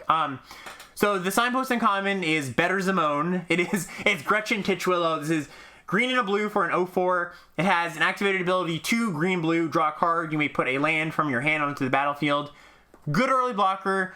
Good mana sink. Like I was mentioning before, it's important to have mana sinks in this deck because you're going to be playing 18 lands a lot of the time. My deck I have here has mainly like 3 components to it. It has good early 2-drops that block well. Going back to our big picture thoughts on this format, you need to be getting on board early. You need to be blocking early if you want to survive to the late game, if that's what your deck is trying to do. And so Underdark Basilisk, this is a 1 and a green, 1/2 Death Touch. I like this card as like a good 2-drop. Kind of embarrasses the equipment deck unless they have first strikers, because like they are hoping to get through because their creatures are so much bigger than yours, and they you just can't fathom blocking, but a Death Touch creature messes them up pretty nicely. So that's the early game. There's a few other decent 2-drops. Obviously Gretchen Titchwillow, I was talking about that, or Gretchen Titchwillow. Secret Door, fine in this deck too, just like blocks early. The 3-drop slot has ramp spells, so you've got Find a Path, 2 and a green for an enchant land. When it enters the battlefield, you venture. The enchanted land adds green, and Clever Conjurer. This is 2 and a blue for a 2/3, and you can tap it to untap a permanent at sorcery speed, so it's like another ramp creature. Neither of these cards are particularly good, and you don't like Find a Path doesn't give you that much value. Like often it just says venture, scry 1, because there's not that many venture cards in blue and green that you really want to play here. But it's like fine. And then the third part of this is just like you want to skip your 4-drop slot for the most part, and most of your 5-drop slots, outside of Owlbear, which is the 5 mana 4/4 you draw a card. You basically just want to like survive the early game by having good early blockers, play a ramp spell, and then play as a bunch of 6-drops, basically, right? Like shove your deck through with a bunch of the Herd Gorgers and the 2/3 flyers. The 2/5 flyers that bounce something. Obviously, this deck gets better with rares, but I think just as a proof of concept, as I said, this deck trophied and it was pretty decent, right? I have another version here, nothing too special, I'm just another version of it. I have Prosperous Innkeeper, the 1 and a green 1/1 that makes a treasure and gains life whenever a creature enters the battlefield. Sorry, those are separate things. It doesn't make you a treasure each time. It only makes a treasure when this enters, but you gain life every time an opponent's creature, a creature you control enters the battlefield. I'm splashing with it, and it's just like an okay defensive creature if you have a lot of other creatures in your deck where it like gains you 6 life over the course of the game or something. This deck has Xanathar in it, which obviously makes it much better than it would be otherwise, because that card's ridiculous. But again, just like proof of concept. Then last deck I want to talk about is blue-red dice rolling. I just want to talk about the fact that you shouldn't be going for these synergies. You shouldn't. You can luck into them. No pun intended. You can luck into the dice rolling synergies. Like the good ones, the uncommons that care about dice rolling, because some of them are pretty decent, like the 2/2 that makes 1/1s, and like the gold uncommon Farah Devil's Chosen that like becomes a flyer and draws you cards if you high roll is fine, but like don't put the bad die rolling cards in your deck just to make it work, right? you can have a deck with like good blue and red cards. That's fine. Maybe you happen to have just like good die rolling cards. One of the problems is that the red die rolling cards I found are not very impressive. Outside of like Chaos Channeler, which is just like it's the 4 mana 4/3 that when you attack you like exile some number of cards from the top of your library depending on your die roll, and you can cast them until end of turn. That one's good. Most of the other ones are like filler to bad, basically. So it's like the epitome of what I was talking about at the top of this, where you're putting bad cards in your deck just to fulfill synergy purposes, and you shouldn't be doing that. Okay, home stretch here, folks. Top commons and uncommons. I'm not doing like a top 3 for any of these. I'm just talking about ones that stick out to me. Some of them have 3, some of them have more than 3, depending how deep the color is. White here, we've got number 1, Priest of Ancient Lore. This is the 3 mana 2/1 ETBs. You gain a life, draw a card. I have this as my top common, just because top white common, because it's good in any of the decks. Your aggressive decks, your slower decks, your venture decks, whatever. Steadfast Paladin, this is the 2 mana lifelink 2/2. Very similar, like good in all your decks, a little bit better in your like equipment decks, because it can become like a very large lifelinking threat that is just like a good 2-drop and then helps you race against opposing aggressive decks. And then I have Delver's Torch here as a shout out. Again, not in a good aggressive card, but very good in your decks that want to venture a bunch. Uncommons, quite a few decent ones. We've got Plate Armor. This is the 3 mana equipment that gives +3/+3 and equip for 3. I have this in like the Mythic Uncommon tier, where you should be taking this most times you see it, unless you're like clearly going on a different path. Card's great. You don't have to be an equipment deck, it's just good. Portable Hole, single white mana, exile artifact, enter the battlefield, exile target non-land permanent and opponent controls with mana value 2 or less until this leaves the battlefield. I was like down on this card at first because I was like, oh, this just like doesn't hit that much. But since this is a fast format and you need a way to deal with 2-drops, this deal with 2-drops, has the addition of, or the additional bonus of dealing with equipment, which is really nice, and like has the kind of like, throw-in value of you hit the classes, right? The class enchantments if your opponent has a good one out. So I like this card. White Dragon, 6 mana, 4 white for a 4/4, flyer, enters the battlefield, you tap into something your opponent controls. It doesn't untap until your opponent's deck's untap step, which is a giant frost trickster basically. Card's fine in your white aggressive decks, just, decent card, decent top end card. And Cloister Gargoyle, this is the one we talked about for the venturing stuff. 3 mana, 0/4, when it enters the battlefield, you venture, and as long as you complete a dungeon, it gets +3/+0 and has flying. Not a card you want in your aggressive decks, but a very good card in your venture decks. Moving on to blue, it's kind of sad. I think the most generically fine ones are Scion of Stygia. This is the 2 blue, 2/1 flash that either, you roll a d20 and then you either tap something, or if you high roll, you tap a creature, it doesn't untap. Fine card in your tempo decks, fine card in your more controlling decks, like, doesn't excel anywhere really, but just like generically fine. I'm trying to throw blue a bone here a little bit because its commons and uncommons are not particularly good. Or I should say they don't stand out, right? My other top one is Air Cult Elemental, 4 blue for a 2/5 flying. When it enters the battlefield, you return one other target creature to its owner's hand. I just like this as a good stabilizing play, a good 6 mana play in those like slower blue decks. Shoutouts to Genie Windseer, 4 mana 3/3 flyer. Enter the battlefield, you roll a d20, you either 1 to 9, you scry 1, 10 to 19, you scry 2, 20, you scry 3. And then Secret Door, I mentioned this, shout out to this, 1 mana 0/4 defender, pay 5 to venture. Top blue uncommons, again, not scraping the bottom of the barrel here. I do like Fly. So Fly is the single mana aura. The equipped creature, when it deals damage to your opponent, you venture into the dungeon. If you're in a venture heavy deck, I don't think this is just like a generically good card. They should just throw in like a blue-red deck or anything. But if you're venturing, it's nice. Like, the reason you don't want to throw this in your like, just like generic blue deck is that, like, sure, this can get you through the dungeon by itself, but if you only get in a hit or two, you want that hit or two to be worth a whole card before they like kill your creature or they put up a flying blocker. So like, you want this card to contribute to like a fraction of getting through the dungeon, not just like, oh, I scried one and made a goblin. That's not very good. You would prefer that this scries one, makes a goblin, and then your other venture cards can take over from there, basically, right? Wizard's class is fine. This is the single blue mana class. You have no max hand size, 3 mana to upgrade it, you draw 2. 5 mana, you draw a card. With 5 mana upgrade, whenever you draw a card, you put a counter on target creature you control. Just like reasonable card. Moving on to black, we've got Grim Bounty as my top black common. I think, you know, I was talking down Mage Hunter's Onslaught all of Strixhaven, but I actually like this one. I think like the synergies this provides to you is pretty good. Just like the treasure making, the rebate on your 4 mana sorcery speed removal spell is good. Sorry, I should read this out. 4 black, destroy target creature sorcery or planeswalker. You make a treasure token. The other one I like is Precipitous Drop. 2 in a black for an enchantment aura, enchant creature. When this enters the battlefield, you enter into the dungeon, and the enchanted creature gets -2, -2, or if you complete a dungeon, gets -5. I like this card if you are venturing. I don't like it so much just like as a one-off, because like sometimes it'll kill the thing, but sometimes it'll just be like, all right, they have a 3/3, I make it a little smaller and I scry 1 or something.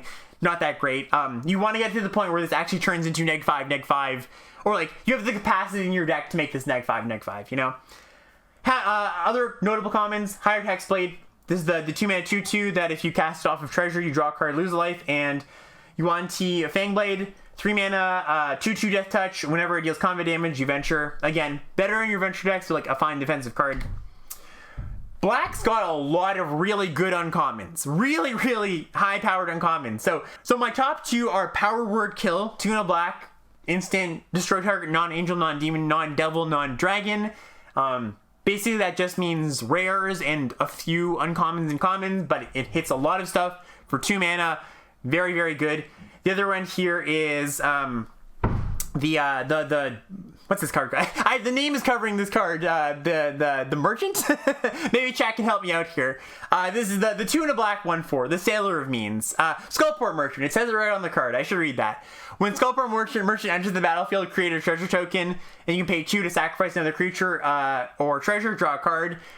Really great card. Like I said before, premium uncommon. Take it highly. Other ones that are good: Death Priest of Merkle, 2 black for a 2/2.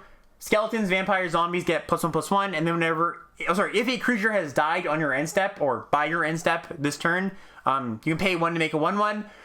Notably, you know, it's easy to shortcut this card to I make 2/2s when I pay a mana, but there are other skeletons, vampires, and zombies in this set, so like note that this could be a lord for some of your other creatures. Reaper's Talisman, I mentioned this one before too. Single black mana for an equipment. The equipped creature gets Death Touch when it attacks, and if it attacks alone, the defending player loses 2 life, you gain 2 life, equip 2. Really like this card a lot.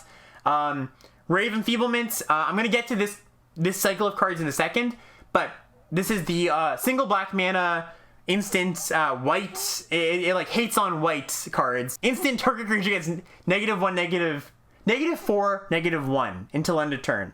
If that creature is white, it gets -4, -4 until end of turn. So it hates on the white creatures. Most of these cards in this cycle are just good. They're just, you should main deck them because their base rate of what they do is just like a fine card. And then when you face the color that it hates on, it's really good, right? The last one I want to talk about here is Warlock class. This is a single black mana for a class enchantment uncommon. At the beginning of your end step, if a creature died this turn, each opponent loses 1 life. 2 mana to upgrade to the second class. When it upgrades to second class, you look at the top 3 cards of your library, you put 1 in your hand, 1 in the grave. 7 mana, at the beginning of your end step, each opponent loses life equal to the amount of life they lost this turn. So this one's kind of been a controversial-ish one, where like, some people say they really liked it, some people say they really don't like it. I come down kind of in the middle, where I think it's a fine card in your like grindy decks, your grindy black-red decks that plan to like accrue a board presence and then would like a way to close out the game. The baseline on this card is like 3 mana Anticipate, which is not particularly good, but also not awful. And then like the 7 mana part of the card can win you the game. So it's like high floor, relatively high ceiling. I don't like this in every black deck, but if you are accruing a board state and want to get to the late game, like in red-black, it's pretty good there. Notably, once you get to the highest class, like it kills them pretty quickly. Even if your creatures can't get through, they're going to get dinged for 2 a turn because you're going to attack, they either block, and trade, or they let it through, and if they block and trade, a creature has died, so that first part of the first level goes off and they lose 2 life, right? Top red commons. Red is, like I said before, the deepest color in my opinion. So we've got Dragon's Fire. This is a really funny one because I get this really late in packs, and I assume this is because a lot of people just don't read most of the cards. This is 1 red for instant. It's a deal 3 basically, 3 to a creature or a planeswalker. But if you have a dragon on the battlefield or 1 in your hand, you can either choose the dragon on the battlefield or reveal the 1 in your hand. Instead of it dealing 3, it deals like 4. It deals whatever that dragon's power is. I think a lot of people read this card and go, oh, it's a dragon synergy card, and then just don't read the second line of text. So make sure you read this line of text. You know, I have Hobgoblin Captain as my second best uncommon. This is 1 red for a 3/1 Pack Tactics. When it attacks, if you have Pack Tactics against first strike, just good aggressive 2. And then Boots of Speed. I talked about this card, just like really good card for the aggressive decks. Single red mana, equip 1. Equip creature gets +1/+0 and has haste. Uncommons, a lot of really good uncommons too. So, Battlecry Goblin. This is my pick for the best uncommon in the set. 1 red for a 2/2. Goblins you control get +1/+0 and gain haste until end of turn. That is a 2 mana activated ability. You can activate that as many times as you want. That means this can come on the battlefield and have haste. The turn it comes down if you're on a later turn of the game. And Pack Tactics ability, if you've attacked with power 6 or greater this turn, you make a 1/1 red goblin creature that's tapped and attacking. Great card, army in a can, good 2-drop, love it. It's a real beating. Magic Missile, this is 1 red for a sorcery. It can't be countered, and it deals 3 damage as you choose among 1, 2, or 3 targets. I've heard some naysaying on this card. I know Ari Lax has been kind of vocal about this card on Twitter, but he feels it's kind of overrated. I think it's really good. I think it's like Mythic Uncommon-ish level, but notably it's like sorcery speed. You have a small window for like when it's truly great. You know, if you're facing the like equipment deck, they can like have their creatures already equip up when you draw this in the mid game, and it's like, okay, this kills like maybe 1 thing.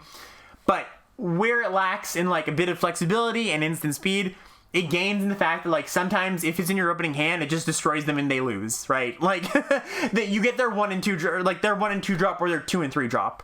And it's just like nuts then. And also going to the face is relevant. So yeah. Red Dragon, I just like this card. 6 mana, 4 red for a 4/4 flying. When it enters the battlefield, deals 4 to an opponent. So it's basically like a hasty 4/4 with vigilance the first time it comes down. Just a good top end card. Chaos Channeler, 2 red for a 4/3. When it attacks, you roll a d20. 1 to 9, you exile the top card of your library. You can play it this turn. 10 to 19, exile the top 2 cards. You can play them. If you hit 20, you get 3 cards. So it's just a nice little like good body, good threat. They have to block it or else you're going to keep accruing card advantage. And often you're going to get a 2/4 out of this card just by merit of you attack, you draw a card off of it. They have to trade, right? Finally, we get to green. My top common, Hill Giant Herd Gorger. 4 green, 7/6. You gain 3. Great card. Great top end card. This is like uniquely large in the format. It blanks so many things. Not only does it blank a bunch, but it's a great threat. 6 toughness is so much, and this ruins the aggressive deck's days if you can get to that 6 mana. So really love it. Yeah, Honey Mammoth strikes again. What a surprise. Ravenous Lindworm. You know, we always start a little bit tepid on these cards, but always come up on them in the end. Owlbear is my second best common here. 3 green for a 4/4 trample. ETB is draw a card, just solid card. And Knoll Hunter is my third one here. 1 green for a 2/2. Pack Tactics. It gets a counter when it attacks. Notably, I think Spoils of the Hunt. 2 green for a instant. It punches a creature. And if you spend treasured on it, it gets +1. That creature gets +1 for each treasure you spent. I think this card is pretty medium. I've been generally unimpressed by it because a lot of times when I cast it, I'm not killing the thing I want, basically, is what it comes down to, right? There's a lot of little reasons you could get into, but I generally find myself disappointed with it. It's fine. I don't want to talk it down too much. You can play it, but don't prioritize it super highly. And then I do want to shout out Bull's Strength, the combat track, +2/+2, gains trample, untap it. Good card. Play this in your aggressive green decks. Greens uncommons. Intrepid Outlander. 1 green for a 2/3 reach. Pack Tactics. When it attacks, Venture into the Dungeon if you have Pack Tactics, just a good red card. Hunter's Mark, 4 mana instant. This costs 3 less to cast if it targets a blue permanent and it can't be countered. Target creature gets +1/+1 till end of turn. It bites a creature. This one I am into because it always gains the pump ability and sometimes 1 mana. We've got Wandering Troubadour, 3 and a green for a 4/2. If you have had a land into the battlefield this turn, you venture at the end of step. Just decent value card, basically. One of the problems is that green isn't venturing that much, but this is like kind of its own self-contained engine. Prosperous Innkeeper, 2 and a green for a 1/1. Enters the battlefield, make a treasure. You gain a life whenever a creature enters the battlefield under your control. And Purple Worm.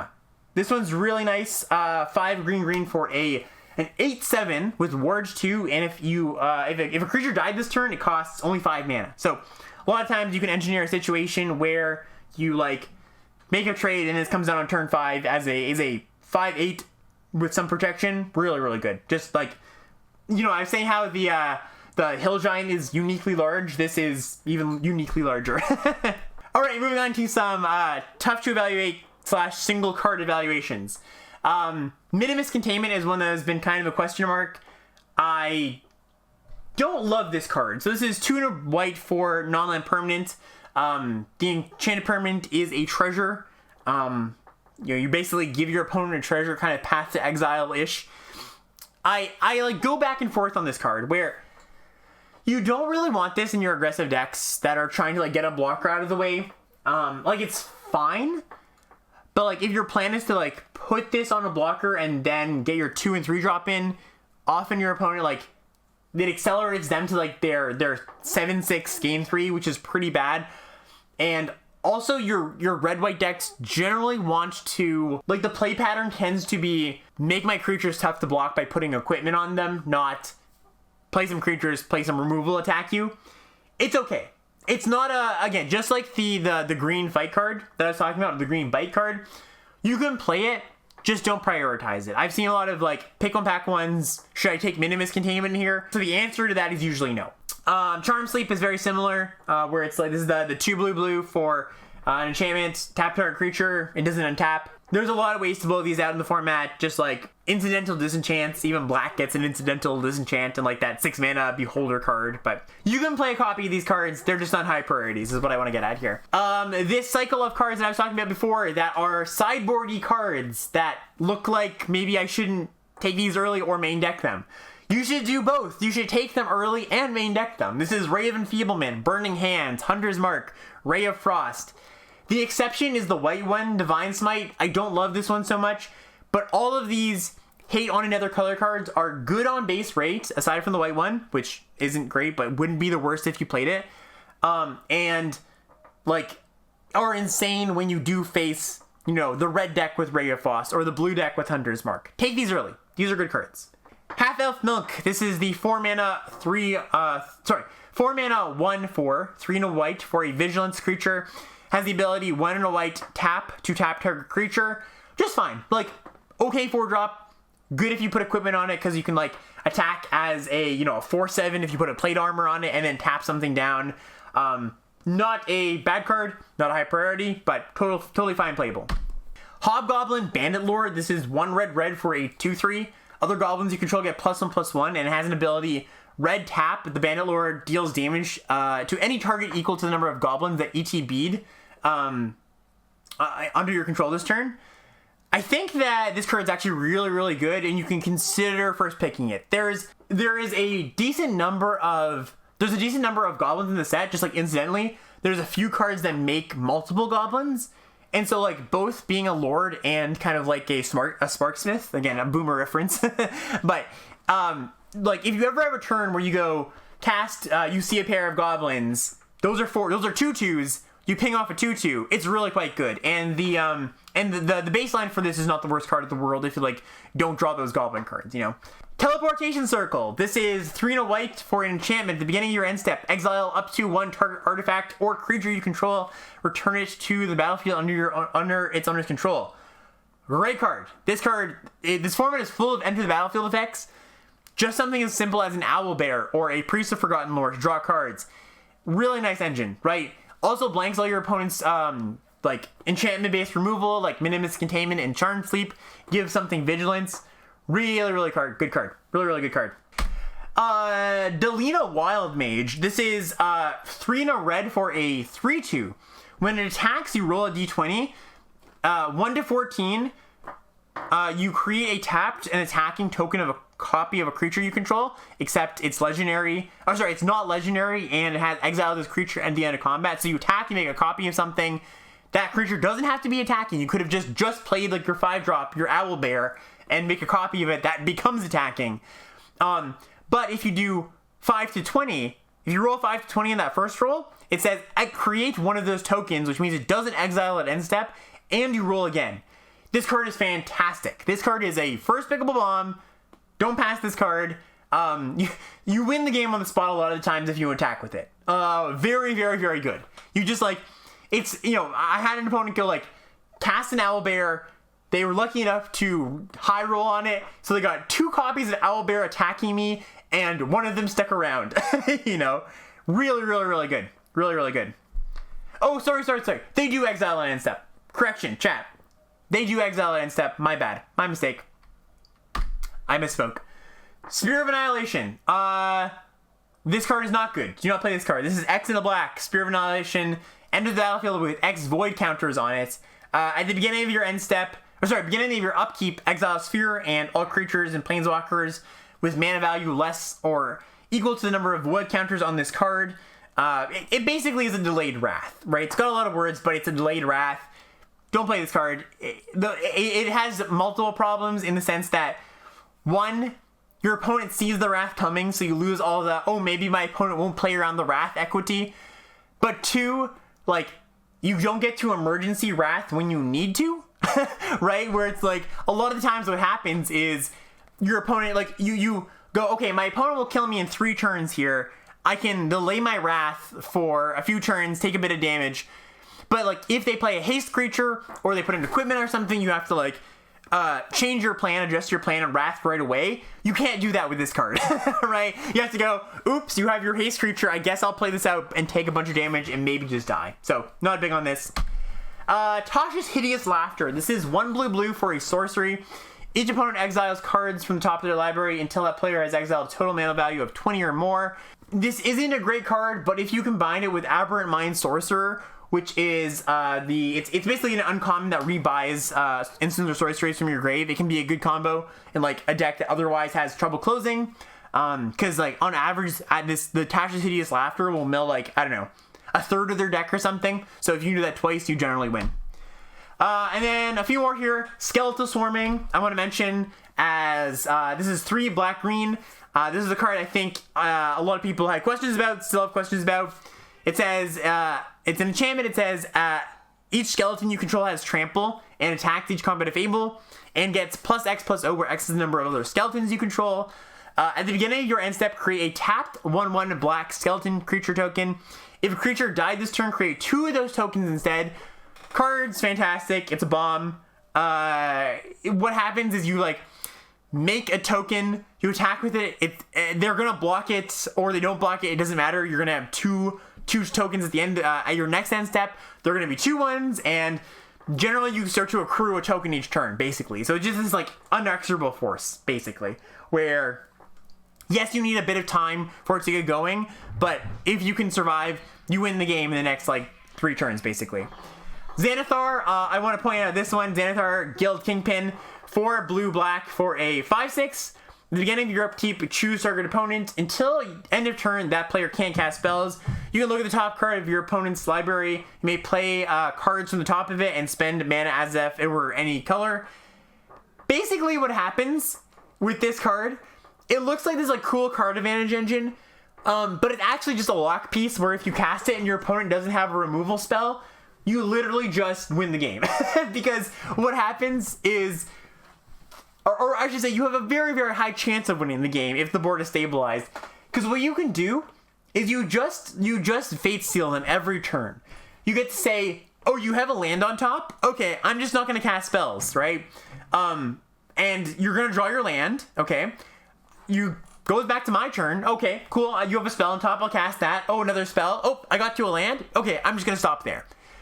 card is busted. If they don't kill it when they untap, they basically die. So first pick this card, splash it at all costs. We want to talk about Volo, Guide to Monsters. This is 2 green-blue for a 3/2 legendary creature. This is a rare.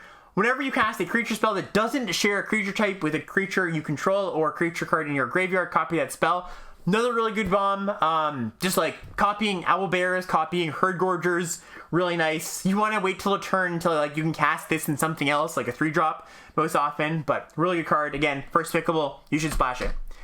Last thing I want to talk about are the classes. This is the very last thing. Most of these are not good. I'm not going to read over all of them, but I want to pick up the notable ones that are okay. Wizard class, which is the blue uncommon one. Warlock class, which is the black uncommon one. And then out of the rares, Monk class is okay. Rogues class is okay. That's the blue-white and the blue-black one. Fighter class, the red-white one, is okay. The rest of them have their places, but like are very finicky, and you need a very specific deck to make them good, right? Like Cleric class, Druid class, we talked about these a lot earlier. Don't have high expectations for them, basically. The two other ones that I want to mention are Ranger class and Paladin class. These are the 2 monocolored rare ones, and those are just some of the best cards in the set. Those ones are very good. Pick those very highly. First pick those. All right, that concludes the I don't know, seminar portion of it, the main topic episode stuff. Chat, questions, let me know, let me hear. What's my favorite archetype? I think red-white is probably the strongest. But I've had success with multiple archetypes. Like, the venturing stuff has been really good for me, like blue-white heavy venture. If I had to pick 3, it's like blue-white heavy venture, and then red-white equipment, and then red-green attacking, basically. How do you evaluate the rare creature land cycles? Are the first picks better than commons, or just top cards, or just the top cards in the set in general? I think that the rare lands, it's a case-by-case thing. The red one, that like, it's a 3/2 that attacks and makes a 1/1, I think is quite good. The green one that makes an XX is also pretty good. I don't love the black one that's just like a 3/3 menace. I think the blue one is a bit expensive, but fine. And then the white one's pretty good too, just as like a 3/4 flyer. I think they're all fine. I could definitely, like, I would take the top uncommons over all of them. Like Magic Missile, Plate Armor, Battlecry Goblin. Do you think that some of the archetypes you described generally don't have enough synergy, or are they not open sufficiently frequently enough? That's a really good question, Sirkovich. So I would assume that early on in the format, people just like want to try things out so they don't have biases of like this archetype's bad, this archetype's good, meaning that something you like, if there, I'm sure there's a lot of people going in thinking like, oh, I can do like blue-red dice rolling stuff and are really trying to go for it, or like blue-black unblockable, right? And so as the format matures, I imagine those things are gonna, you know, even out, and people are going to bias away from those decks. So the more like narrow synergy decks are going to come together a little bit more often. How do you feel about Cursed Idol as a main deck card? So this is the green, 1 and a green sorcery, destroy an artifact, destroy an enchantment, or venture and make a treasure. I think it is fine, but it's not a priority, and I think that's true for all of the like. So I guess that's the one like true traditional sideboard card where it's like, you know, a lot of the disenchant effects are staple to creatures, but like if you're talking about like, should I run a disenchant effect in my deck, I would say like you could, but it's not necessary. I don't feel like enchantments and artifacts are so prevalent where like I just need to have access to that, unlike something like Dominaria where like there's so many good enchantments and artifacts that you just need to, but it wouldn't be the worst if you wanted to run it. Anyways, thank you so much, everybody. Thanks for hanging out, and we'll see you next time on the next episode of Limited Level Ups. Peace out, everybody.